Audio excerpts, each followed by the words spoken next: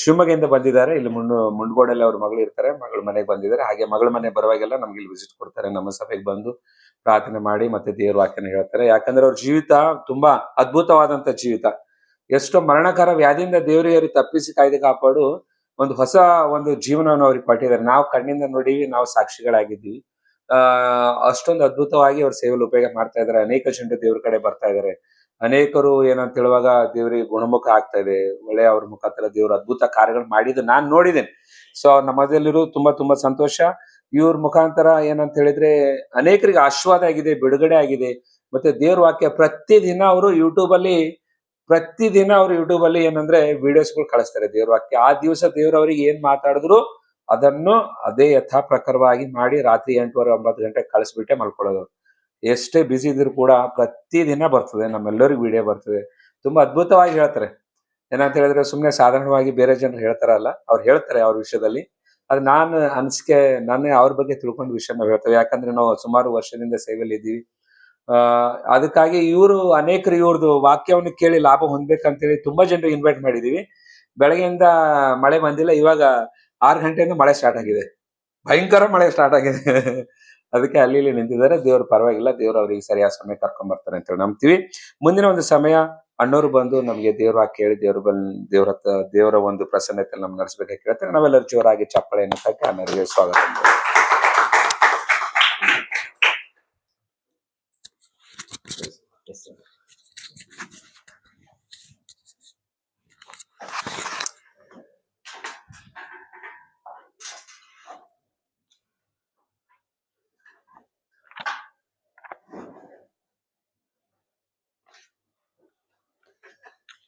ದೇವರ ಪರಿಶುದ್ಧ ನಾಮಕ್ಕೆ ಸ್ತೋತ್ರವಾಗಲಿ. ಮತ್ತೊಂದು ಆವರ್ತಿ ಈ ಹುಬ್ಬಳ್ಳಿ ಪಟ್ಟಣದಲ್ಲಿ ಸೇವಕರ ಮಧ್ಯದಲ್ಲಿ ನಮಗೊಂದು ದೇವರು ಒಂದು ಅವಕಾಶ ಕೊಟ್ಟಿದ್ದಕ್ಕಾಗಿ ದೇವರಿಗೆ ಕೃತಜ್ಞತೆಯನ್ನು ಸಲ್ಲಿಸೋನಾಗಿದ್ದೇವೆ. ಯಾಕೆಂದರೆ ಇದು ಯಾವುದು ಮನುಷ್ಯನ ಯೋಜನೆಗಳು ಅಲ್ಲ, ಇದು ಪರಲೋಕದ ಒಂದು ಯೋಜನೆ ಆಗಿರೋದಕ್ಕೋಸ್ಕರನೇ ನಾವು ನೋಡಿ ಎಲ್ಲೆಲ್ಲೋ ಇರುವವರು, ನಾವು ಎಲ್ಲೋ ಹುಟ್ಟಿದ್ವಿ, ಎಲ್ಲೋ ಬೆಳೆದ್ವಿ. ಅದಕ್ಕೆ ದೇವರ ವಾಕ್ಯ ಹೇಳ್ತದೆ, ಸಹೋದರರು ಒಂದಾಗಿರು ಎಷ್ಟೋ ಒಳ್ಳೆಯದು, ರಮ್ಯವಾದದ್ದು. ದೇವರ ಮಕ್ಕಳಾಗಿ ನಾವೆಲ್ಲ ಅದರೊಳಗೆ ಇನ್ಕ್ಲೂಡ್ ಆಗಿ ದೇವರ ವಾಕ್ಯವನ್ನು ಹಗಲು ಇರಲು ಧ್ಯಾನಿಸುತ್ತಾ ಅದ್ರ ಪ್ರಕಾರನೇ ಜೀವಿಸುವನು ಏನಂತ ಅವನು ಧನ್ಯನು, ಅವನಿಗೆ ಶುಭ ಇರುವುದು. ಅವನು ಇವತ್ತು ಬೆಳಗ್ಗೆ ನಾವು ಧರ್ಮೋಪದೇಶ ಕಾಂಡ 28ನೇ ಅಧ್ಯಾಯ ಓದುವಾಗ, ನೀವು ಯೆಹೋವನ ಮಾತು ಶ್ರದ್ಧೆಯಿಂದ ನೀವು ಕೇಳುವುದಾದರೆ ನಿಮಗೆ ಏನೇನು ಶುಭ ಬರ್ತದೆ ಅಂತ ಹಿಂದ್ಗಡೆ ಬರೆಯಲ್ಪಟ್ಟಿದೆ.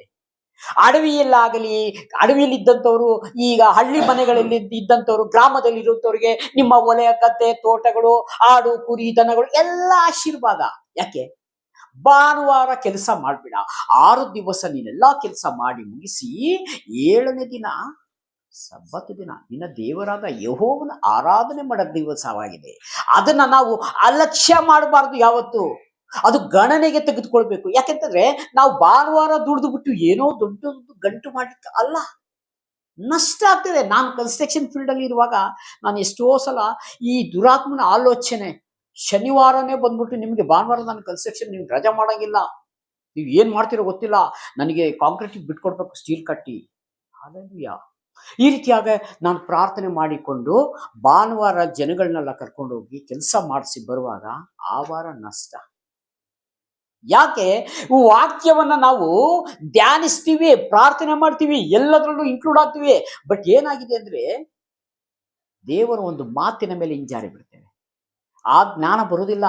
ಪ್ರಾರ್ಥನೆ ಮಾಡ್ತೀವಿ, ಎಲ್ಲ ಮಾಡ್ತೀವಿ. ಅದಕ್ಕೆ ಸೋಮವಾರದಿಂದ ಶನಿವಾರದವರೆಗೂ ನಿನಗೂ ದೇವರಿಗೆ ಏನು ಸಂಬಂಧ? ಹಾಲೆಲೂಯಾ. ಭಾನುವಾರ ಅದಕ್ಕೆ ಭಕ್ತ ಒಬ್ಬ ಹಾಡು ಹೇಳ್ತೇನೆ, ಭಾನುವಾರ ಕ್ರಿಸ್ತನಾಗಿ ಆಗ್ಬೇಡ, ಜನರ ಮುಂದೆ ನಟನೆಯನ್ನು ಮಾಡಬೇಡ ಎಂಬುದಾಗಿ ದೊಡ್ಡ ಸಾಂಗ್ ಇದೆ ಅದು. ಅದಕ್ಕೆ ನಾವು ದೇವರ ಮಕ್ಕಳು ಹಾಗಿರ್ಲಿಕ್ಕೆ ಅಲ್ಲ ದೇವರು ನನ್ನ ಮಕ್ಕಳು. ಯಾವಾಗಲೂ ಅದಕ್ಕೆ ಧರ್ಮೋಪದೇಶ ಕಾಂಡದಲ್ಲಿ ಹೇಳ್ತಿದೆ, ದಾರಿಯಲ್ಲಿ ಹೋಗುವಾಗ, ನಡೆಯುವಾಗ, ಕೂರುವಾಗ, ಹೇಳುವಾಗ ಸದಾ ಕಾಲ ನನ್ನ ನಾಮವನ್ನು ಸ್ಮರಣೆ ಮಾಡಿ. ಆದ್ರೆ ದೇಹ ಮಲಗ್ತದೆ ನಿಜ, ದೇಹಕ್ಕೆ ವಿಶ್ರಾಂತಿ ಬೇಕು ನಿಜ. ಇವತ್ತು ಗಂಟಲೆತ್ತಿ ಶಬ್ದವಾಗಿ ಪ್ರಸಂಗ ಮಾಡಿ ನನ್ನ ಗಂಟೆ ಹೊರಟೋಯ್ತು ಮಧ್ಯೆ. ನಿನ್ನೆಯಿಂದ ನಂದು ದೇವರ ವಾಕ್ಯವನ್ನು ಹರಿಯಾರ ಮುಗಿಸ್ಕೊಂಡು ಇವತ್ತು ಬೆಳಗ್ಗೆ ಮುಂಡ್ಗೋಡು ಮುಗಿಸ್ಕೊಂಡು ಈ ಸಂಜೆ ದೇವರು ಈ ಆಲಯದಲ್ಲಿ ಕರ್ಕೊಂಡು ಬಂದಿದ್ದಾರೆ. ಇದು ಸಾಧಾರಣವಾದ ಆಲಯ ಅಂತ ನಾವು ನೆನೆಸಬಾರ್ದು. ಇದು ನೋಹ ಕಟ್ಟಿದ ಒಂದು ಆಲಯವಾಗಿದೆ. ಆ ಆಲಯದೊಳಗೆ ಒಳಗೆ ಬರುವಂತ ಒಂದು ಸೇಫ್ ಝೋನ್. ಹಲ್ಲೆಲೂಯಾ. ಯಾಕೆಂದ್ರೆ ಅಲ್ಲಿ ನೋಹನ ಕರೆದಾತನು ನಂಬಿಕಸ್ಥನಾದ ದೇವರಾಗಿದ್ರೆ, ಮೂಗಿನಿಂದ ಶ್ವಾಸ ಬಿಡೋದು ಎಲ್ಲವನ್ನ ನಾನು ಅಳಿಸಿ ಬಿಡ್ತೇನೆ, ನಾನು ಉಂಟು ಮಾಡಿದಕ್ಕೆ ಪಶ್ಚಾತ್ತಾಪ ಪಡ್ತೇನೆ. ಹಲ್ಲೆಲೂಯಾ. ಇವತ್ತು ದೇವರನ್ನ ಬಿಟ್ಟು ಎಷ್ಟೋ ಜನಾಂಗಗಳು ಏನಾಗಿದ್ದಾರೆ ಅಂತಂದ್ರೆ, ಅಯ್ಯೋ ಇಂಥ ಮಗನ ನಾನು ಯಾಕೆ ಎತ್ತೆ ಅಂತ ತಾಯಿ ಹೇಳ್ತಾಳೆ, ತಂದೆ ಹೇಳ್ತಾನೆ, ಅಯ್ಯೋ ಇಂಥ ಮಗ ನನಗೆ ಹುಟ್ಟದೇ ಇದ್ರೆ ಚೆನ್ನಾಗಿತ್ತು. ಯಾರು ಹೇಳ್ತಾರೆ? ಲೋಕದ ಜನ. ಯಾಕಂದ್ರೆ ಕ್ರಿಸ್ತನ ನಂಬಿಕೆ ಇಲ್ಲ, ಕ್ರಿಸ್ತನ ಪ್ರೀತಿ ಅವರ ಒಳಗೆ ಇಲ್ಲ, ಕ್ರಿಸ್ತನ ಹತ್ರ ಬಂದ್ರೆ ಏನು ಸಿಗುತ್ತೆ ಎಂಬುದಾಗಿ ಅವರಿಗೆ ಅರಿವು ಇಲ್ಲ. ಅದಕ್ಕೆ ಈ ಸುವಾರ್ತೆ ಸೇವೆಯನ್ನ ಮಾಡಿಕೊಂಡು ಅವರಿಗೆ ನಿಜವನ್ನ ತಿಳಿಸ್ರಿ, ಪ್ರಕಟ ಮಾಡ್ರಿ. ಮಾರ್ಕನ ಸುವಾರ್ತೆ ಹೇಳ್ತದೆ, ಲೋಕದ ಕಟ್ಟೆ ಕಡೆವರೆಗೂ ಹೋಗ್ರಿ, ಶುಭ ವರ್ತಮಾನ ಸುವಾರ್ತೆಯನ್ನ ಸಾರಿರಿ, ನಂಬಿದವರಿಗೆ ದೀಕ್ಷಾ ಸ್ನಾನ ಮಾಡಿಸಿರಿ, ನಂಬದವರಿಗೆ ನೀನೇನು ತಲೆಬಿಸಿ ಮಾಡ್ಬೇಡ. ಅವನಿಗೆ ನನಗೆ ಬಿಡು, ನಾನು ಲಾಸ್ಟಿಗೆ ಲೆಕ್ಕ ಕೇಳೋಣ. ಮತ್ತೆ ಸುವಾರ್ತೆ 7ನೇ ಅಧ್ಯಾಯದಲ್ಲಿ 20-21ನೇ ವಚನದಿಂದ ಹೇಳಿದ್ರೆ, ಹೂ ಆರ್ ಯು, ಯಾರು ನೀನ್ ನನ್ಗೆ ಗೊತ್ತಿಲ್ಲ ಅಂತ ಹೇಳಿ ಸ್ವಾಮಿ ಅವಾಗ, ಸ್ವಾಮಿ ನಿನ್ನ ಹೆಸರಿನ ಮೇಲೆ ಅನೇಕ ಮಹತ್ ಕಾರ್ಯ ಮಾಡಿದೆ, ನಿನ್ನ ಹೆಸರ ಮೇಲೆ ಶಾಮಿಯಾನ ಹಾಕಿ ಸಾವಿರ ಜನ ಸನ್ಮುಖದಲ್ಲಿ ಊಟ ಮಾಡಿಸಿದೆ, ಗಿಫ್ಟ್ ಕೊಟ್ಟೆ, ಧರ್ಮವನ್ನು ಮೀರಿ, ಯೇಸು ಹೇಳ್ತಾರೆ, ಧರ್ಮವನ್ನು ಮೀರಿ ನಡೆದವರೇ ನನ್ನಿಂದ ತೊಲಗಿ ಹೋಗಿ, ನಿನ್ನ ಕುರಿತು ನಾನು ಕಾಣೇನೋ, ನೀನ್ ಯಾರು ನನಗೆ ಗೊತ್ತಿಲ್ಲ. ಹಲ್ಲೆಲೂಯಾ. ಅದಕ್ಕೆ ದೇವ್ರು ಹೇಳ್ತಾರೆ, ಅದಕ್ಕೆ ಆ ಸ್ಥಿತಿಗೆ ಬರೋದಕ್ಕಿಂತ ಮುಂಚೆ ನಿನ್ನ ಸೃಷ್ಟಿಕರ್ತನನ್ನ ನೀನ್ ಸ್ಮರಿಸು, ನಿನ್ನ ಸೃಷ್ಟಿಕರ್ತನನ್ನು ಹುಡುಕು. ಹಲ್ಲೆಲೂಯಾ. ಇವತ್ತು ಈ ಭೂಮಿ ಮೇಲೆ ಯೇಸು ಸ್ವಾಮಿ ನನ್ನವರು ಅಂತ ಪ್ರತಿ ಒಬ್ರು ನಾವು ಹೇಳ್ಕೊಳ್ತೀವೋ, ಪರಲೋಕದಲ್ಲಿ ತಂದೆ ಹತ್ರ ಹೇಳ್ಕೊಳ್ತಾರೆ, ಇವರಲ್ಲ ನನ್ನವರು. ಹಲ್ಲೆಲೂಯಾ. ಯಾಕೆ ಈ ಭೂಮಿ ಮೇಲೆ ಅವರಿಗೋಸ್ಕರ ಜೀವಿಸ್ತಾ ಇದೀವಿ. ಅನ್ನ ಇಲ್ಲಾಂದ್ರೂ ಪರವಾಗಿಲ್ಲ, ನೀರಿಲ್ಲ ಅಂದ್ರೂ ಪರವಾಗಿಲ್ಲ. ಎಷ್ಟೋ ಕಡೆ ಸೇವೆ ಮಾಡುವಂಥವ್ರು ನೀರಿಲ್ದಲೇ ಹೋಗಿ ಸೇವೆ ಮಾಡಿದ್ವಿ. ಗಾಡಿಲೋ ಬೈಕಲ್ಲೋ, ಇವತ್ತು ದೇವ್ರು ನಮ್ಗೆ ಅನುಕೂಲ ಕೊಟ್ಟಿದ್ದಾರೆ, ಗಾಡಿಗಳು ಕೊಟ್ಟಿದ್ದಾರೆ. ನಮ್ಮ ಸ್ವಲ್ಪ ಹಿಂದೆ ಹೋಗೋಣ, ಅವರಿಗೆಲ್ಲ ಸೈಕಲ್, 40-30 ವರ್ಷ ಹಿಂದ್ಗಡೆ ಎಲ್ಲ ಸೈಕಲ್ ಹೊಡ್ಕೊಂಡೋಗಿ ಗ್ರಾಮದಲ್ಲಿ ಸೇವೆ ಮಾಡಿರ್ತಾರೆ. ಆ ಸೇವೆ ನಿಮಿತ್ತವೇ ನಮ್ಗೆಲ್ಲ ದೇವ್ರು ಇವತ್ತು ಸಂತೋಷವಾಗಿಟ್ಟಿದ್ದಾರೆ ಪ್ರಿಯರೇ. ಹಲ್ಲೆಲೂಯಾ. ನಾವೆಲ್ಲ ದೇವರ ಧ್ಯಾನದಲ್ಲಿ, ದೇವರ ಪ್ರಾರ್ಥನೆಯಲ್ಲಿ ಇದ್ದುಕೊಂಡು ಅನೇಕ ಜನರಿಗೆ ನಾವು ಮಾದರಿಯನ್ನು ತೋರಿಸ್ಬೇಕಾಗಿದೆ. ಆಕಾಶದಲ್ಲಿ ನಕ್ಷತ್ರಗಳು ನೋಡ್ರಿ, ಎಲ್ಲೋ ಅಲ್ಲೊಂದು ಇಲ್ಲೊಂದು ಜೋರಾಗಿ ಬೆಳಕಿರ್ತದೆ. ಈ ಮನೆಯಲ್ಲಿ ಎಲ್ಲದಕ್ಕಿಂತ ಹೆಚ್ಚಾಗಿ ಲೈಟ್ಗಳನ್ನ ಬೆಳಕಿ ತುಂಬಾ ಜಾಸ್ತಿ ಬೆಳಕಿದೆ ಅಲ್ವಾ? ಆ ಬೆಳಕೆ ನಾವಾಗಿದ್ದೇವೆ. ಯಾಕಂದ್ರೆ ನಾವು ಕತ್ತಲೆ ರಾಜ್ಯದವರಲ್ಲ, ಬೆಳಕಿನ ರಾಜ್ಯಕ್ಕೆ ಹೋಗುವವರಾಗಿರ್ತೇವೆ.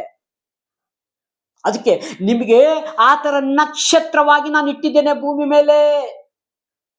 ನೀವು ಯಾರ ಹತ್ರ ಸೇವೆ ಮಾಡುವಂತವ್ರು, ವಿಶ್ವಾಸಿಗಳು, ಯಾರ ಹತ್ರ ಜಗಳ ತುಂಬಿಗಳು ಮಾಡಬಾರ್ದು, ಜಾಸ್ತಿ ಮಾತುಗಳನ್ನ ಆಡಬಾರ್ದು. ಮತ್ತೇನ್ ಬರ್ಸುವಂತ ಹೇಳ್ತದೆ, ಪ್ರತಿ ಒಂದು ಮಾತಿನ ಮೇಲೆ ನ್ಯಾಯ ತೀರ್ಪಿಗೆ ನೀವು ಲೆಕ್ಕ ಕೊಡ್ಬೇಕಾಗ್ತದೆ. ನಿನ್ನ ಮಾತು ಹೌದು ಅಂದ್ರೆ ಹೌದು, ಇಲ್ಲವಾದರೆ ಇಲ್ಲ, ಬಾಕಿ ಮಾತು ನನ್ನದಲ್ಲ ಅಂತ ಇಷ್ಟೊಂದು ಹೇಳ್ತಾರೆ. ಹಲ್ಲೆಲೂಯಾ. ಹಾಗಾಗಿ ನಾವು ಸೇವಕರು, ಸೇವೆ ಮಾಡುವಂತವ್ರು, ಸೇವಕರ ಕುಟುಂಬವರು ಹೇಗಿರ್ಬೇಕು ಅಂದ್ರೆ, ಯೋಬನಿಗೆ ಒಂದು ಬೇಲಿ ಹಾಕಿದೆ, ಆ ಬೇಲಿಯಿಂದ ಹೊರಗಡೆ ಹೋಗಂಗಿಲ್ಲ. ನಾವು ಎಲ್ಲಿ ಹೋದ್ರೆ ನಾನು ಪ್ರೇಯರ್ ಮಾಡ್ಕೊಂಡು ಹೊರಡ್ತೀನಿ, ಸ್ವಾಮಿ ಹೋಗ್ಲಾ ಬೇಡ ದೇವ್ರೆ. ಕೆಲವೊಮ್ಮೆ ನನಗೆ ಇಲ್ಲಿ ಸಮಾಧಾನ ಬಂತು ಅಂದ್ರೆ ಪಾಸ್ಟ್ರೆ, ನಾನು ಹೇಳ್ತೀನಿ, ಸ್ವಾಮಿ ಬಲೆ ತಗೊಂಡು ಹೋಗ್ತಾ ಇದ್ದೀನಿ, ಮನೆಯಿಂದ ಬಲೆ ತಗೊಂಡು ಹೋಗ್ತಿದ್ದೀನಿ, ಒಂದು ಮೀನು ಎಲ್ಲರೂ ಸಿಗ್ತದ ದೇವ್ರೆ? ಏನ್ ಮೀನು? ವಿಶ್ವಾಸಿಗಳು. ಹಲ್ಲೆಲೂಯಾ. ಆ ವಿಶ್ವಾಸಿಗಳಿಗೆ ಯಾರಿಗಾರ ತೋರಿಸ್ತೀಯ ದೇವ್ರೆ? ನೀನ್ ತೋರಿಸಿ ಹೋಗ್ತೀನಿ, ಇಲ್ಲ ಮನೇಲಿ ಕೂತ್ಕೊಂತೀನಿ, ಪ್ರಸಂಗಗಳನ್ನ ಕೇಳ್ತಾ ಇರ್ತೀನಿ, ಊಟ ಮಾಡಿ ರೆಸ್ಟ್ ಮಾಡುವಾಗ ಮೈಕ್ ಹಾಕೊಂಡು ಪೂರ್ತಿ ಮೊಬೈಲಲ್ಲಿ ತುಂಬಾ ತಮಿಳು ಪ್ರಸಂಗಗಳು ಕೇಳ್ತೀನಿ. ಪ್ರಸಂಗದ ಮೇಲೆ ಪ್ರಸಂಗ, ಕೆಲವೊಂದು ವಾಕ್ಯ ಬರ್ತದೆ, ವಾಕ್ಯಗಳು ಎಲ್ಲ ಆಲ್ಮೋಸ್ಟ್ ನಿಮ್ಗೂ ನಾನು ಸುಮಾರು ಕಳಿಸಿದ್ದೀನಿ, ಅಣ್ಣವ್ರಿಗೂ ಕಳಿಸ್ತೀನಿ, ಎಲ್ಲರಿಗೂ ಕಳಿಸಿದ್ದೀನಿ. ಯಾಕಂದ್ರೆ ಹಗಲಿರುಳು ನನ್ನ ಹೆಸರಿನಲ್ಲಿ ಧ್ಯಾನ ಮಾಡುವವನು ಧನ್ಯನು. ಎಲ್ಲೋ ಒಂದು ಸ್ವಲ್ಪ ಹೊತ್ತು ನೋಡ್ಬಿಟ್ಟು ಸ್ವಲ್ಪ ವಾಕ್ಯ ಕೇಳಿಸಿ ಅಲ್ಲ, ಇದಕ್ಕಾಗಿ ದೇವ್ರು ನಮ್ಮನ್ನ ಕರೆದಿದ್ದಲ್ಲ. ಹಾಗಾಗಿ ಒಂದು ವಾಕ್ಯ ಸಂಚಿಕೆ ಹೋಗೋಣಂತೆ. ಯೋಹನ ಬರೆದ ಪತ್ರಿಕೆ 14ನೇ ಅಧ್ಯಾಯ 1ನೇ ವಚನ ಓದ್ಕೊಳ್ರಿ. ಹಾಲೆಲೂಯಾ, ಯೇಸುವಿನ ತಂದೆಯಾಗಿದೆ. ಯೋಹನ 14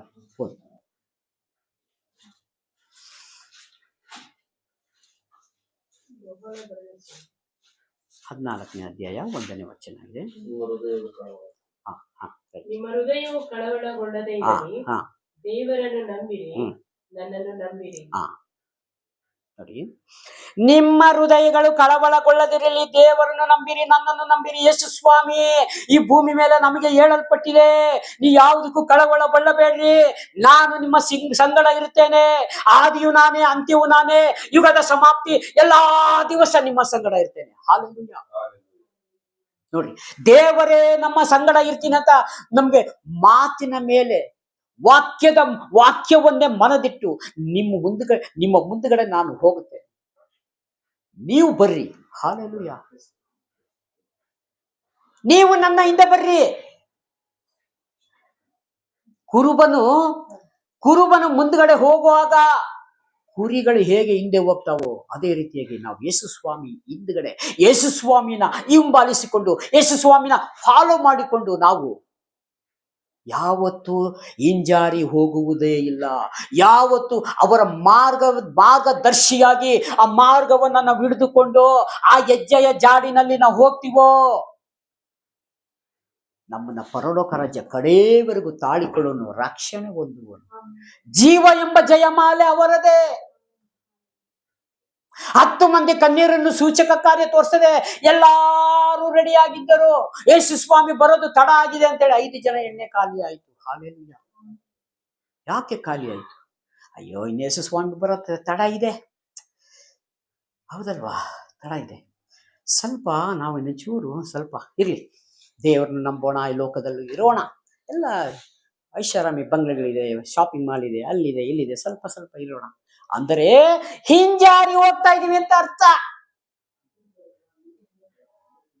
ಅವಾಗ ಮೊದಲಿಂಗನು ಬಂದ್ರು, ಎತ್ತುಕೊಂಡು ತೆಗೆದುಕೊಂಡು ಹೋದರು. ಸ್ವಾಮಿ, ನಮ್ಗೆ ಎಣ್ಣೆ ಖಾಲಿ ಆಗಿದೆ, ನಾವ್ ಎಣ್ಣೆ ಕೊಟ್ಕೊಂಡು ಬರ್ತಾ ಇದೀವಿ, ತಗೊಂಡ್ ಬಂದಿದೀವಿ, ನಮ್ಗೆ ಬಾಕ್ಲು ತೆಗೀರಿ. ಇಲ್ಲಮ್ಮ, ಬಂದಾಯ್ತು, ನಿಮ್ಮನ್ನೆಲ್ಲ ಕರ್ಕೊಂಡು ಹೋಗ್ಲೆ. ನಾನು ಬಂದಾಗ ನೀವು ಇರ್ಲಿಲ್ಲ, ಏನು ಮಾಡಕ್ಕಾಗಲ್ಲ. ಇವತ್ತು ಆ ರೀತಿಯಾಗಿ ಎಷ್ಟೋ ಜನ ಸೇವಕರೇ ಹಿಂಜಾರಿ ಹೋಗಿದ್ದುಂಟು. ನಿಮ್ಮ ಅನುಭವಗಳೇ ನಿಮಗೆ ಸಾಕ್ಷಿಯಾಗಿ ನಿಂತಿವೆ ಇವತ್ತು. ಹಾಲೆಲೂಯಾ.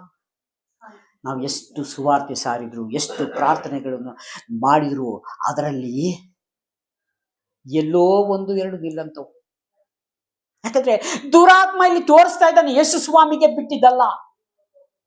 ಲೋಕದಲ್ಲೆಲ್ಲ ಕರ್ಕೊಂಡು ಹೋದ, ಎಲ್ಲ ಕಡೆ ತೋರಿಸ್ಬಿಟ್ಟ, ಪರೀಕ್ಷೆ ಮಾಡ್ತಾನೆ. ಈ ಕಲ್ಲನ್ನ ನೀನು ರೊಟ್ಟಿಯಾಗೋ ಮಾಡು, ನೋಡೋಣ ಅಂತ. ನಿನ್ನ ದೇವರಾದ ಯೆಹೋವನ ಪರೀಕ್ಷೆ ಮಾಡಬಾರದು. ಹಾಲೆಲೂಯಾ. ಇವತ್ತು ನಾವು ಕೆಲವೊಂದು ಜನ ವಾಕ್ಯದಲ್ಲಿ ನಾನು ಹೇಳಿದಾಗ ನನಗೆ ಆರ್ಗ್ಯುಮೆಂಟ್ ಮಾಡಿದ್ರು, ನಾನು ಈ ವಾಕ್ಯವನ್ನ ಬೇರೆ ತರ ಅರ್ಥ ಮಾಡ್ಕೊಳ್ತೀನಿ ಅಂತ. ಇಂಪಾಸಿಬಲ್.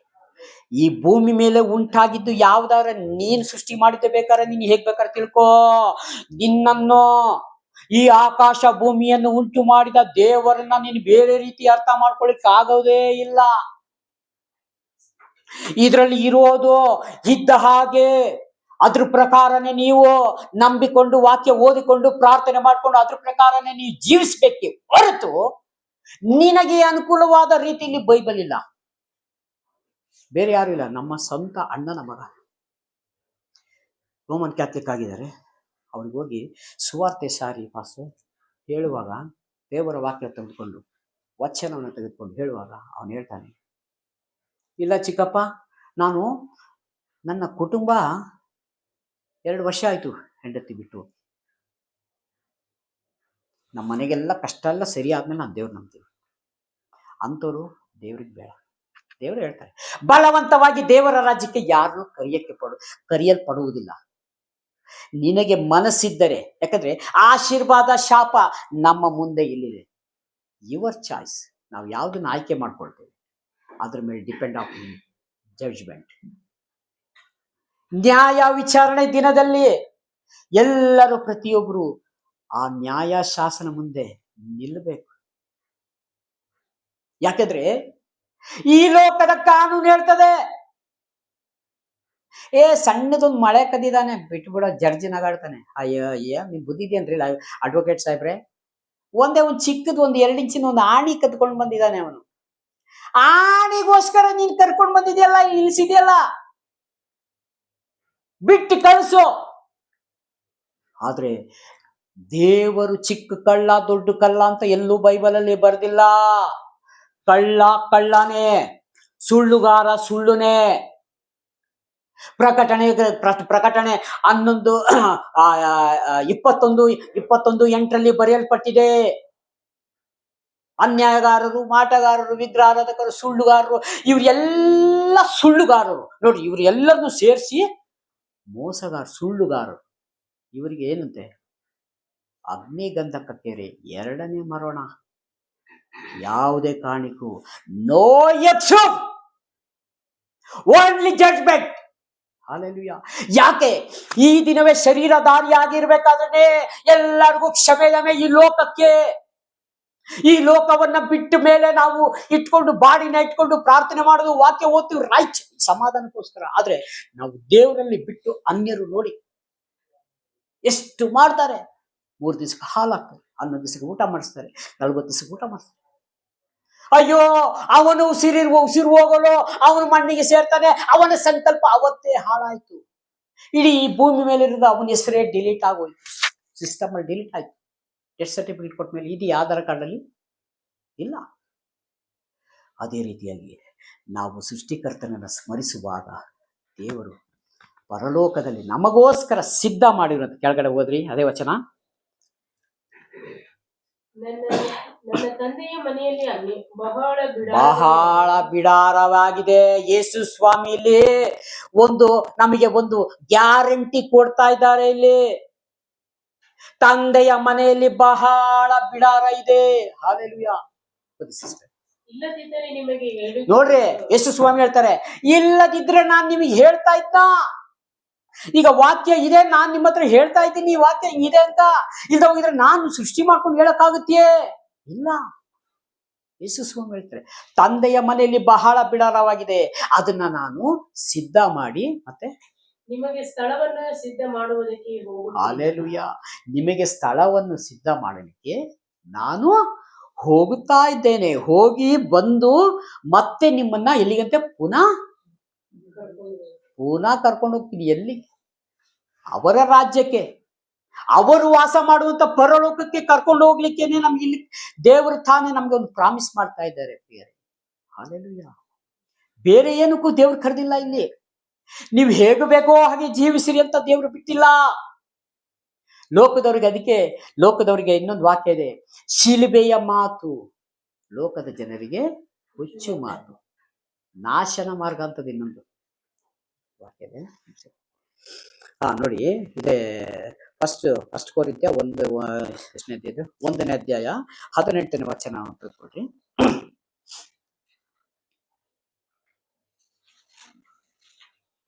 ಮೊದಲನೇ ಫಸ್ಟ್ ಕೊರಿಂಥ್ಯ 1ನೇ ಅಧ್ಯಾಯ 18ನೇ ವಚನವಾಗಿದೆ.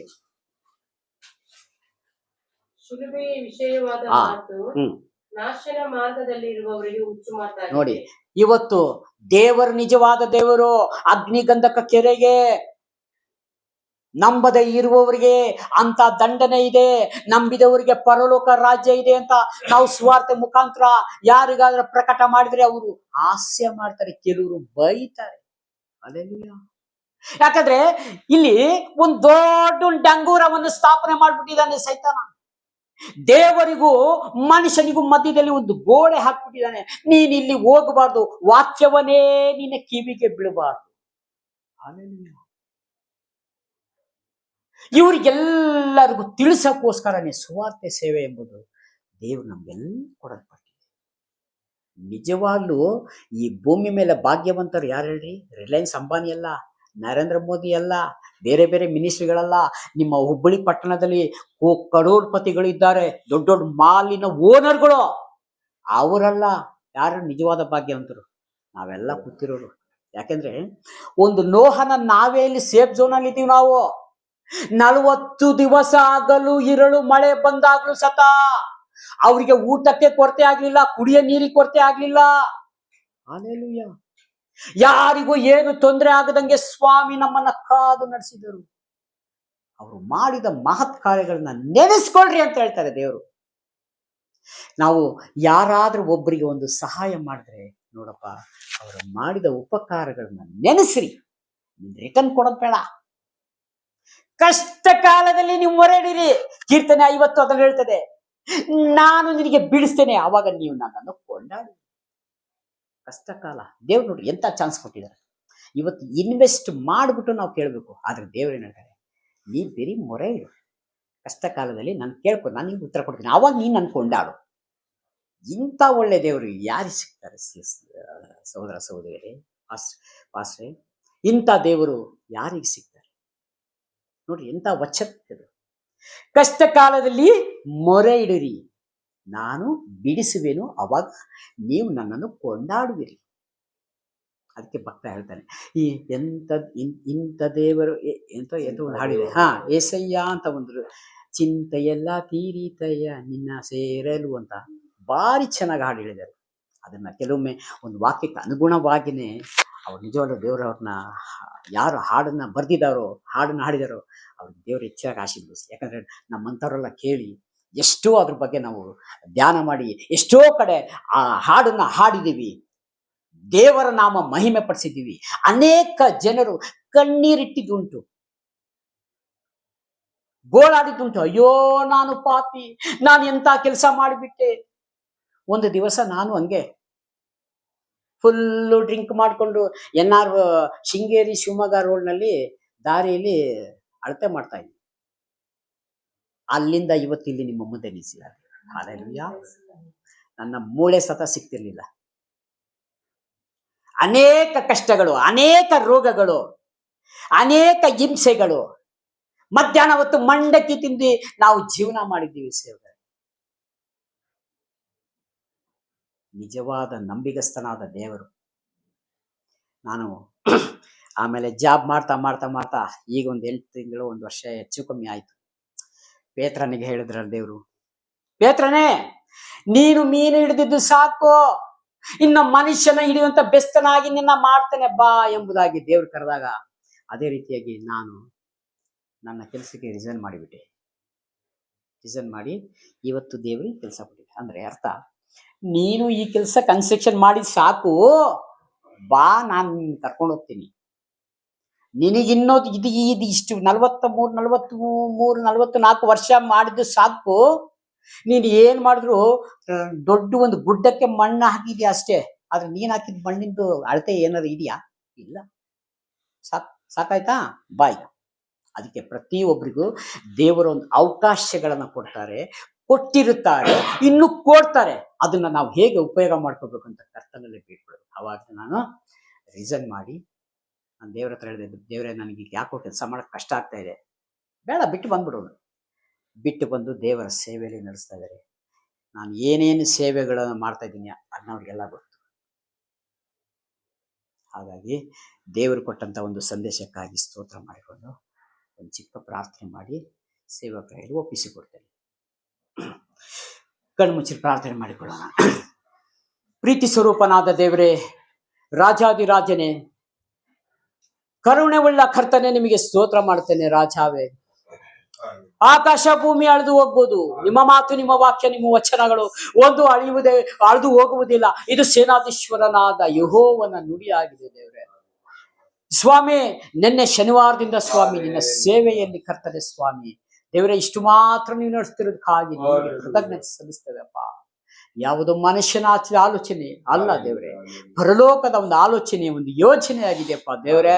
ಅದಕ್ಕಾಗಿ ನಿಮಗೆ ಕೋಟಿ ಕೋಟಿ ವಂದನೆ ಸ್ತೋತ್ರವನ್ನು ಸಲ್ಲಿಸ್ತೇನೆಪ್ಪ. ಮುಂದುವರೆದ ಪ್ರಾಂತ್ಯವನ್ನು ಸ್ವಾಮಿ ಮಧ್ಯಾಹ್ನದಲ್ಲಿ ಸ್ವಾಮಿ ಅಲ್ಲಿ ವಾಕ್ಯದಲ್ಲಿ ನಡೆಸಿದ್ರಿ.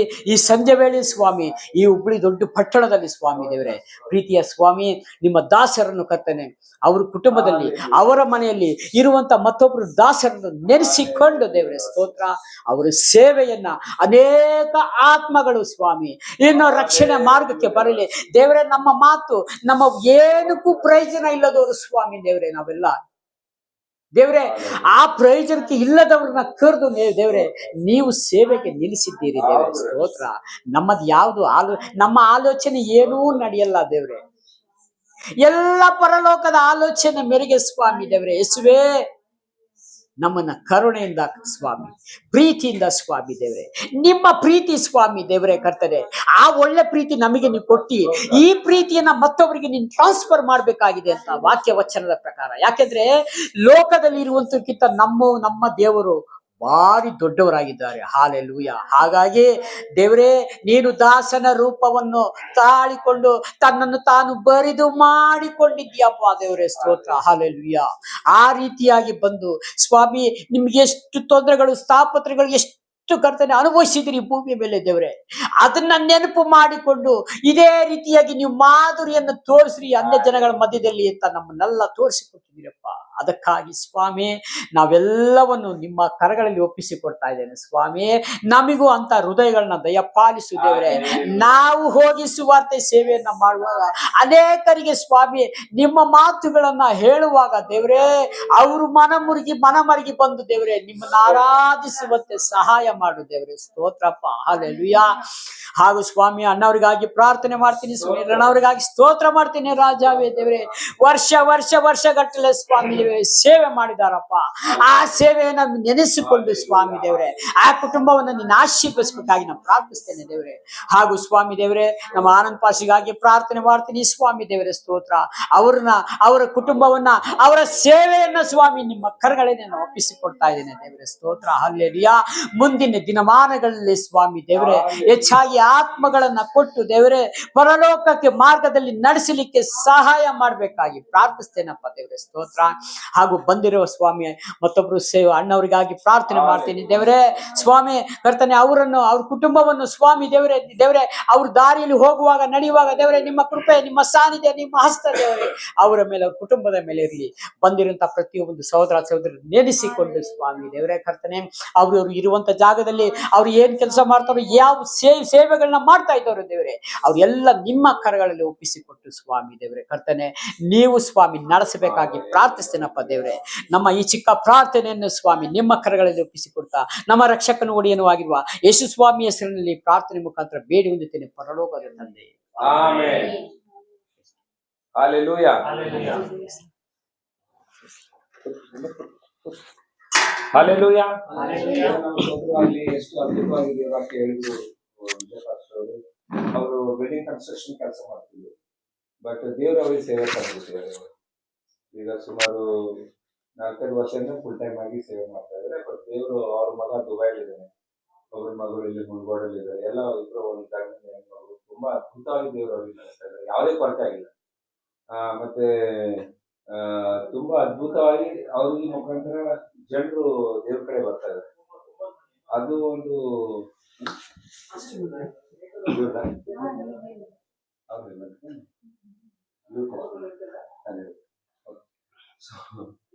ಅದ್ಭುತವಾಗಿ ದೇವರು ಅವರಿಗೆ ಉಪಯೋಗ ಮಾಡಿದರೆ ಆಗ್ತಿದೆ. ನಾವು ಸ್ತೋತ್ರ. ನಾವು ಶಿವಮೊಗ್ಗದಲ್ಲಿ ಇದ್ದೀವಿ. 2010 to 2016 2016 ಅವಾಗ 2 ವರ್ಷದ ಮೇಲೆ ಸೇವ್ ಮಾಡ್ತಿದ್ದೆ ಕ್ಯಾಂಪಸ್. ಅವಾಗ ಇವ್ರ ಮಕ್ಕಳು ಇದ್ರು, ಗಂಡ್ ಮಗ ಮತ್ತೆ ಹೆಣ್ಮಗಳು ಮತ್ತೆ ಗಂಡ್ ಮಗ ಇದ್ರು. ನಮ್ಮ ಮನೆ ಪ್ರೇಯರಿಗೆ ಬೈಬಲ್ ಸ್ಟಡಿ ಬರೋರು. ಹಾಗಾಗಿ ಚಿಕ್ಕ ಪ್ರಾಯದಿಂದ ಇವ್ರ ಮಕ್ಕಳೆಲ್ಲ ನಮ್ ಜೊತೆನೆ ಬೆಳೆದಿದ್ರು. ನಮ್ಮ ಬೈಬಲ್ ಸ್ಟಡಿ ಪ್ರೇಯರ್ ಅಲ್ಲಿ ಕ್ಯಾಂಪ್ ಅಲ್ಲಿ ಭಾರಿ ಆಕ್ಟಿವ್ ಇಬ್ರು. ಇವಾಗ ಮಗಳು ಬೆಳೆದು ದೊಡ್ಡಳಾಗಿ ಮದುವೆ ಆಗಿ 2 ಮಕ್ಕಳು ಆಗ್ಬಿಟ್ಟಿದ್ದಾರೆ. ಸಿನ್ಶನ ಈಗ ಮಗನಿಗೆ ಮದುವೆ ಆಗ್ಬೇಕು. ಸೊ ಎಲ್ಲಾ ರೀತಿಯಲ್ಲಿ ದೇವರವರ ಅದ್ಭುತ. ಇವ್ರ ಮಕ್ಕಳು ನಮ್ಗೆ ಸೇವೆ ನಮ್ಮ ಸೇವೆಯಲ್ಲಿ ಭಾಗಿಯಾಗುವಾಗ ಏನಂತ ಹೇಳುವಾಗ ಅಣ್ಣವರಿಗೆ ಒಂದು ಘೋರವಾದಂತ ಒಂದು ವ್ಯಾಧಿ ಬಂತು, ಕ್ಯಾನ್ಸರ್ ಅನ್ನುವಂತ ಒಂದು ವ್ಯಾಧಿ ಬಂತು. ಅವಾಗ ಬರುವಾಗ ನಮಗೂ ಅವ್ರಿಗೆ ಎಲ್ಲರಿಗೂ ಚಿಂತೆ ಆಯ್ತು. ಅಣ್ಣವ್ರು ಹೇಳ್ಬೋದಿತ್ತು, ಬಟ್ ನಾನೇ ಹೇಳ್ತೀನಿ ಅವ್ರ ಪರವಾಗಿ. ಸೊ ಆ ಒಂದು ಕರಳಿನಲ್ಲಿ ಬಂದಂತ ಕಾಯಿಲೆ ದೇವರು ಅದ್ಭುತವಾಗಿ ಅದ್ರ ಎಷ್ಟು ವರ್ಣನೆ ಮಾಡಿದ್ರು ಕಡಿಮೆ. ಅದನ್ನ ದೇವರು ಅವರಿಗೆ ಅದರಿಂದ ಬಿಡುಗಡೆ ಮಾಡಿ ಅವ್ರಿಗೆ ಒಳ್ಳೆ ಆರೋಗ್ಯವನ್ನು ಕೊಟ್ಟು ಮತ್ತೆ ಸೇವೆಯಲ್ಲಿ ಇಷ್ಟೊಂದು ಅದ್ಭುತವಾಗಿ ಉಪಯೋಗ ಮಾಡ್ತಾ ಇದ್ದಾರೆ. ಆ ಸಮಯದಲ್ಲಿ ನಾವು ಹೋಗಿ ಎಲ್ಲ ಪ್ರೇಯರ್ ಮಾಡ್ತಾ ಇದೀವಿ. ಅನ್ನೋರಿಗೆ ಧೈರ್ಯ ಜಾಸ್ತಿ, ಸ್ವಲ್ಪ ಮೊದಲಿಂದ ದೇವ್ರ ಮೇಲೆ ನಂಬಿಕೆ ಜಾಸ್ತಿ. ಅವ್ರ ದೇವ್ರ ಮೇಲೆ ನಂಬಿಕೆ, ದೇವ್ರ ಧೈರ್ಯ. ಶೈತಾನಿಂದ ಬರುವಂತ ಶೋಧನೆಗಳಿಂದ ಧೈರ್ಯದಿಂದ ಎದುರಿಸ್ತಿದ್ರು ಅವ್ರು. ಶೈತಾನ್ ಬಿಟ್ಟು ಹೋಗು, ನೀನ್ ನನಗೆ ಏನ್ ಕಾಡ್ತಾ ಇದೀಯ ಅಂತ ಯೋಚನೆ ಮುಖಾಂತರ ನನ್ ದೇವ್ರ ಎಲ್ಲಕ್ಕಿಂತ ದೊಡ್ಡದೇವನ ಹೆದರ್ಸ್ಬಿಡೋರು, ಗದರಿಸ್ತಾರ ಶೈತಾನಿಗೆ. ಅವ್ರು ಗದರಿಸ್ಬಿಟ್ಟು ಎಲ್ಲಿದ್ದಿ ಬಾ, ದೇವ್ರ ನಮ್ ಜೊತೆ ಇದಾನಂತ ಈ ತರನೇ ಮಾತಾಡೋದು. 10-12 ವರ್ಷ ಆಯ್ತು ಇವಾಗ, ಜಾಸ್ತಿ 15, 2015 ಅಲ್ಲ, 15ರಿಂದ 25, 10 ವರ್ಷ. ಎಲ್ಲ ರಿಪೋರ್ಟ್ ನಾರ್ಮಲ್ ಇದೆ, ಊಟ ಮಾಡ್ತಾರೆ, ತಿಂತಾರೆ, ಮತ್ತೆ ಎಲ್ಲಾ ಕಡೆ ಪ್ರಯಾಣ ಮಾಡ್ತಾರೆ. ಡೆಲ್ಲಿ ಹೋಗ್ತಾರೆ, ಮತ್ತೆ ಬೆಂಗಳೂರು ಹೋಗ್ತಾರೆ, ಡ್ರೈವಿಂಗ್ ಮಾಡ್ಕೊಂಡು ಕಾರ್ ಓಡಿಸ್ಕೊಂಡು ಹೋಗ್ತಾರೆ. ಸೊ ಹಾಗಾಗಿ ನಮ್ಮ ಜೀವನದಲ್ಲಿ ಸಣ್ಣ ಸಣ್ಣ ಏನಂತೀವಿ ವಿಷಯಕ್ಕಾಗಿ ತುಂಬಾ ಚಿಂತೆಗೆ ಒಳಗಾಗ್ತೀವಿ ಲೈಫಲ್ಲಿ. ನಾವು ಸಣ್ಣ ವಿಷಯ, ದೊಡ್ಡದೇನು ವಿಷಯ ಅಲ್ಲ, ಸಣ್ಣದ ವಿಷಯಕ್ಕಾಗಿ ತುಂಬಾ ದೊಡ್ಡದಾಗಿ ಯೋಚನೆ ಮಾಡ್ತೀವಿ, ಹೆಂಗ್ ಮಾಡೋದು. ಮರಣವನ್ನೇ ಜಯಿಸ್ಕೊಂಡು ಬಂದಂತವ್ರು ಇವ್ರು ನಮ್ಮ ಮುಂದೆ ಇಟ್ಟಿದ್ದಾರೆ ದೇವ್ರ ಸಾಕ್ಷಿಯಾಗಿ. ಮರಣ ಹತ್ರದಿಂದ ಅಲ್ಲ, ಮರಣ ಹೋಗಿ ಒಳಗೆ ಹೋಗಿ ಮತ್ತೆ ಹೊರಗೆ ಬಂದಂತವ್ರು ಅಷ್ಟು ದೇವ್ರ ಅದ್ಭುತವಾಗಿ ನೋಡಿದ್ದಾರೆ, ಮಾಡಿದ್ದಾರೆ, ಮತ್ತು ಅದ್ಭುತವಾಗಿ ಉಪಯೋಗ ಮಾಡ್ತಾರೆ. ಸೊ ನಮ್ಮ ಲೈಫಲ್ಲಿ ಕೂಡ ಏನೇ ಕಷ್ಟಗಳು ಬಂದಿದ್ರು, ಸಂಕಟಗಳು ಬಂದಿದ್ರು, ದುಃಖಗಳು ಬಂದಿದ್ರು, ಸಣ್ಣ ಸಣ್ಣ ವಿಷಯಗಳು, ತುಂಬಾ ದೊಡ್ಡದೇನು ಬರಲ್ಲ ನಮಗೆ ಕಾಡ್ಸ್ಲಿಕ್ಕೆ. ಶೈತಾನ್ ಸಣ್ಣದೇ ಯೂಸ್ ಮಾಡ್ತಾನೆ, ತುಂಬಾ ದೊಡ್ಡದಿಲ್ಲ. ಸಣ್ಣ ಯೋಚನೆ ಇಟ್ಕೊಂಡು ಆಟ ಆಡ್ತಾನೆ ಇಡೀ ದಿನ. ಹೆಂಗೆ ಸುಳಿಯಲ್ಲಿ ಸುತ್ತಿರ್ತಾರ, ಅದ್ರಲ್ಲೇ ಹೊಳಲಾಡಿ ಏನಿರಲ್ಲ ಅದ್ರಲ್ಲಿ. ಫೈನಲ್ ಎಂತದ್ರಲ್ಲಿ ಏನಿಲ್ಲನೇ ಇಲ್ಲ, ಸತ್ವನೇ ಇಲ್ಲ, ಸುಮ್ಮನೆ ಯೋಚನೆ ಮಾಡ್ತೀವಿ. ಅದು ಯೋಚನೆ ಮಾಡೋದು ಅವಶ್ಯಕತೆನೇ ಇಲ್ಲ ಅಂತ ಆಮೇಲೆ ರಿಯಲೈಸ್ ಮಾಡ್ತೀವಿ. ಎಲ್ಲ ಆದ್ಮೇಲೆ ಅದಕ್ಕೆ ಆ ಯೋಚನೆ ನಮಗೆ ಬೇಡನೇ ಆಗಿತ್ತು, ಸುಮ್ಮನೆ ಯೋಚನೆ ಮಾಡ್ತಾ ಇದ್ವಿ. ಮತ್ತೆ ಸಡನ್ ಆಗಿ ಗಾಬರಿ ಏನ್ ನಂಗೆ ಗಾಬರಿ ಆಗುವಂತ ವಿಷಯಗಳು ಏನಿಲ್ಲ ಇವತ್ತ, ಯಾಕೆ ಯಾವ್ದಾರ ಒಂದು ವಿಷಯ ಎತ್ತಾಕೊಂಡು ಮತ್ತೆ ಗಾಬರಿ ಆಗ್ಬೇಕಲ್ಲ, ನಾನು ಚಿಂತೆ ಮಾಡ್ಬೇಕಲ್ಲ, ನಾನು ಏನ್ ಸಿಗ್ತಾನೆ ಇಲ್ಲ ಅಂತ ಮನುಷ್ಯಂದು ಮೈಂಡ್ ಆತರ ಶೈತನ್ ಏನೋ ಅಂತಾರ ಒಂದು ಶೈತನ್ ಉಡ್ದಿ ಆತರ ಅಭ್ಯಾಸ ಮಾಡ್ಬಿಟ್ಟಿದ್ದಾರೆ. ಕೆಲವೊಂದ್ಸರಿ ಚಿಂತೆಯಲ್ಲೇ ಇರ್ಬೇಕು ನೀನು, ಹಗಲು ರಾತ್ರಿ ಯೋಚನೆಯಲ್ಲೇ ಇರ್ಬೇಕು. ಎಲ್ಲ ರೀತಿಯಲ್ಲಿ ದೇವ್ರನ್ನ ಕಾಪಾಡಿದ್ರು ಇದೇ ತರ. ಒಂದ್ಸರಿ ಏನು ಇದು ಈ ಕೆಲಸ ಮಾಡುವಂತವ್ರು ಕೂಲಿಯಾಳಿಗಳು, ಗುಲಾಮರು, ಅವ್ರು ಯಾವಾಗಲೂ ಕೈ ಕಾಲಿ ಬೇಡಿ ಹಾಕ್ಬಿಟ್ಟು ಹಿಂಗೆ ನಿಂತ್ಕೊಂಡೇ ಇರುವರು ಅಂತ. ಆ ತರವಾಗಿ ನಿಂತ್ಕೊಂಡೇ ಸೇವೆ ಮಾಡೋರು, ನಿಂತ್ಕೊಂಡೇ ಕೆಲಸ ಮಾಡಿದ್ರು. ಫೈನಲಿ ಅವ್ರಿಗೆ ಸ್ವಾತಂತ್ರ್ಯ ಕೊಡುವಾಗ ಕೂಡ ಅವ್ರು ಯಾವಾಗಲೂ ಹಿಂಗೆ ಬಗ್ಗಿನೇ ನೋಡೋರಂತೆ. ಅದು ಅಭ್ಯಾಸನೇ ಹೋಗ್ತಾ ಇಲ್ಲ, ಅದು ಅಭ್ಯಾಸ ಆಗ್ಬಿಟ್ಟಿದೆ ಲೈಫಲ್ಲಿ. ಸೊ ನಮಗ್ ಕೂಡ ಲೈಫಲ್ಲಿ ಏನಂತ ಹೇಳುವಾಗ ಎಲ್ಲದರಲ್ಲಿ ದೇವ್ರು ಜಯ ಕೊಟ್ಟಿದ್ರು, ಎಲ್ಲದರಲ್ಲಿ ದೇವ್ರು ಆಶೀರ್ವದಿಸಿದ್ರು, ಎಲ್ಲಾ ಕೊರತೆ ನೀಗಿಸಿದ್ರು. ಮತ್ತೆ ಎಲ್ಲೋ ಒಂದ್ ಕಡೆ ನಮ್ಮ ಮೈಂಡಲ್ಲಿ ಏನಿಲ್ಲ ಅಂದ್ರೆ ಯಾವ್ದೋ ಒಂದು ವಿಷಯ ತಗೊಂಡ್ಬಿಟ್ಟು ಈ ರೀತಿಯಾಗಿ ಯೋಚನೆ ಮಾಡ್ಕೊಂಡು ಟೆನ್ಷನ್ ಮಾಡ್ಕೊಂಡು ಎಕ್ಸಾಮ್ ಮುಗಿದಿದ್ರು ಮಕ್ಕಳ ಮುಖದಲ್ಲಿ ಇನ್ನೂ ಸಂತೋಷನೇ ಬರಲ್ಲ. ಎಕ್ಸಾಮ್ ಮುಗಿದೆಲ್ಲ ಸಂತೋಷ ಇರ್ತಾರ, ಆ ತರ ಆಗ್ಬಿಟ್ಟಿದೆ ನಮ್ಗೆ. ಎಕ್ಸಾಮ್ ಅಲ್ಲಿ ಎಲ್ಲ ಎಕ್ಸಾಮ್ ಪಾಸ್ ಮಾಡ್ತಾ ಇದಾರೆ ದೇವ್ರು ನಮ್ಗೆ, ಆದ್ರೂ ಕೂಡ ಏನೋ ಹಳೆದೇ, ಏನೋ ಅದೇ ಮುಖದಲ್ಲಿ ಕಳೆದೇ ಇರಲ್ಲ. ಅದೇ ಮತ್ತೆ ಏನೋ ಏನಿಲ್ಲ ಅಂದ್ರೆ ಸುಮ್ನೆ ಹಂಗೆ ಅದು ಅಭ್ಯಾಸ ಆಗ್ಬಿಟ್ಟಿದೆ. ಆದ್ರೆ ಇವ್ರ ಜೀವಿತದಲ್ಲಿ ಆ ತರ ಅಲ್ಲ. ಹಾಲೆಲೂಯಾ. ಭಾರಿ ಅದ್ಭುತವಾಗಿ ಭಾರಿ ಅಂದ್ರೆ ನಾನು ನೋಡಿದ ಪ್ರಕಾರ ಮಕ್ಕಳು ಕೂಡ ಒಳ್ಳೆ ಸ್ಥಾನದಲ್ಲಿ. ಏನ್ ಗೊತ್ತಿಲ್ಲ, ಅವ್ರು ಹೇಳಿದ್ರ ರೋಮನ್ ಕ್ಯಾಥಲಿಕ್ ಅಂತ ಬಂದವರು. ನಾನು ಒಂದೇ ವಿಷಯ ಹೇಳಿದ್ರೆ ತುಂಬಾ ವಿಷಯ, ರಾಷ್ಟ್ರ ಬಂದಾಗ ಎಲ್ಲ ವಿಷಯಗಳು ಹೇಳಿದ್ರು. ಒಂದ್ಸರಿ 2-3 ಸರಿ ಶೈತಾನ ಮೇಲೆ ಅಟ್ಯಾಕ್ ಮಾಡ್ಬಿಟ್ಟು ಏನಂತ ಹೇಳುವಾಗ ತುಂಬಾ ಅವ್ರಿಗೆ ಗಲಿಬಿಲಿಗೊಳಗಾಯ್ತು. ಆದ್ರೆ ದೇವರು ಅದರಿಂದ ಕಾಯ್ದೆ ಕಾಪಾಡಿ ನಡೆಸಿದ್ದೇನೆ. ಅದೇ ರೀತಿಯಾಗಿ ದೇವ ಮಕ್ಕಳೇ, ನಾವ್ ಹೇಳುವಂತ ವಿಷಯ ಏನಂತ ಹೇಳುವಾಗ ನಮ್ಮ ಜೀವನದಲ್ಲಿ ಸಮಸ್ಯೆಗಳು ಇಲ್ಲ, ಆದ್ರೆ ಸಣ್ಣ ಸಣ್ಣ ಸಮಸ್ಯೆಗೆ ನಾವು ಹೆದರ್ಕೋಬಾರ್ದು. ದೊಡ್ಡ ಸಮಸ್ಯೆಯಲ್ಲೇ ದೇವ್ರು ಜಯ ಕೊಡ್ತಾರೆ, ಸಣ್ಣ ಸಮಸ್ಯೆಯಲ್ಲಿ ಏನ್ ದೊಡ್ಡ ವಿಷಯ ಇಲ್ಲ. ಅದಕ್ಕೆ ನಾವು ನೋಡ್ತೀವಿ, ನಮ್ಮ ಹೃದಯವೇ ಏನಾಗಿರ್ಬಾರ್ದು, ಕಳವಳಗೊಳ್ಳದಿರಲಿ. ಕಳವಳಗೊಳ್ಳಬಾರ್ದು. ಆಕ್ಚುಲಿ ಯಾವಾಗ್ಲೂ ನಮ್ಮ ಹೃದಯನು ದೇವರು ಸಂತೋಷವಾಗಿರ್ಬೇಕಂತ ನೋಡ್ತಾನೆ. ನನ್ನ ಮಕ್ಕಳು ಇವತ್ತು ಸಂತೋಷವಾಗಿದ್ದಾರೆ, ಸಂತೋಷ ಆಗಿರುವಂತ ಒಂದು ಮನಸ್ಸು ದೇವ್ರನ್ನ ಅಪೇಕ್ಷೆ ಪಡ್ತಾರೆ ನಮ್ಮ ಕಡೆ. ಯಾವಾಗಲೂ ನೋಡು, ನನ್ನ ಮಕ್ಕಳು ಇವತ್ತು ಸಂತೋಷ ಸಮಾಧಾನಕರವಾಗಿದ್ದಾರೆ, ಏನು ಚಿಂತೆ ಮಾಡ್ತಾ ಇಲ್ಲ, ನೆಮ್ಮದಿ ಆಗಿದ್ದಾರೆ ಅಂತೇಳಿ ದೇವ್ರು ನಮ್ಮದನ್ನ ಆಶ್ರಯಿಸಲಿ. ಮತ್ತು ವಿಶೇಷವಾಗಿ ಬಂದಂತ ನಿಮ್ಮೆಲ್ಲರಿಗೆ ನಾನು ಯೇಸು ಕ್ರಿಸ್ತನ ನಾಮದಲ್ಲಿ ಸ್ತೋತ್ರ ಮಾಡ್ತೇನೆ. ವಿಶೇಷವಾಗಿ ನಾವು ಏನಂತ ಹೇಳುವಾಗ ಲಾಸ್ಟ್ ಮಂಡೇನೆ ನಮ್ದು ಸಣ್ಣ ಮಗಳು ಹುಟ್ಟಿನ ಹಬ್ಬ ಇತ್ತು, ಬಟ್ ನಾವು ಹುಟ್ಟಿನ ಹಬ್ಬ ಆಚರಣೆ ಮಾಡ್ಕೊಂಡಿಲ್ಲ. ಯಾಕಂದ್ರೆ ಅಣ್ಣವ್ರು ಲಾಸ್ಟ್ ವೀಕ್ ಹೇಳಿದ್ರು ಮುಂದಿನ ವಾರನ ಬರ್ತೀನಿ ಅಂತ ಹೇಳುವಾಗ ನಾವು ತಿಳ್ಕೊಂಡು ಮುಂದಿನ ವಾರ ಅಣ್ಣ ಬರ್ತಾರೆ, ಮತ್ತೆ ನಮ್ಮ ಪ್ರಿಯರಿಗೆಲ್ಲ ಕರೆದ್ಬಿಟ್ಟು ನಾವು ಒಳ್ಳೆ ರೀತಿಯಿಂದ ಅವ್ರ ಜೊತೆ ಅನ್ಯೋನ್ಯದಲ್ಲಿ ಕಾಲ ಕಳೆಯೋಣ ಅಂತ ಹೇಳಿ ನಾವು ಬಯಸ್ತೀವಿ. ಕೊನೆಯದನ್ನ ಪ್ರಾರ್ಥನೆ ಮಾಡ್ಕೊಳ್ಳೋಣ. ವಿಶೇಷವಾಗಿ ನಮ್ಮ ಮಧ್ಯದಲ್ಲಿರುವಂತ ಆನಂದ್ ಬ್ರದರ್ ಅವರು ನಮ್ಮ ಮಗಳಿಗೋಸ್ಕರ ಪ್ರಾರ್ಥನೆ ಮಾಡ್ರಿ. ಇವಳದು ಜನ್ಮ ದಿನ ಈ ವಾರ ಮುಗಿತು, ಈ ವಾರ ಇದೆ, ಅದಕ್ಕೋಸ್ಕರ ಪ್ರಾರ್ಥನೆ ಮಾಡ್ರಿ. ಆದ್ಮೇಲೆ ನಾವು ಕೊನೆಯದಾಗಿ ಪ್ರಾರ್ಥನೆ ಮಾಡಿ ಜೆಸಿಕಾ, ನೀವೇನ್ರ ಹೇಳ್ತೀರಾ? ಸಾಕ್ಷಿ ಅಂತ ಹೇಳ್ಬೇಕಾ? ಹೇಳ್ರಿ. ಸಾಕ್ಷಿ ನೀವು ಹೇಳಿ ಸ್ವಲ್ಪ. ಇಲ್ಲ, ನೀವೇ ಹೇಳ್ರಿ, ನಿಮ್ ಬಗ್ಗೆ ಹೇಳ್ತೀನಂದ್ರೆ ಹೇಳ್ಬೋದು. ನಿಮ್ ಬಗ್ಗೆ ಪರಿಚಯ ಮಾಡ್ರಿ, ಮತ್ತೆ ಹೇಳ್ರಿ.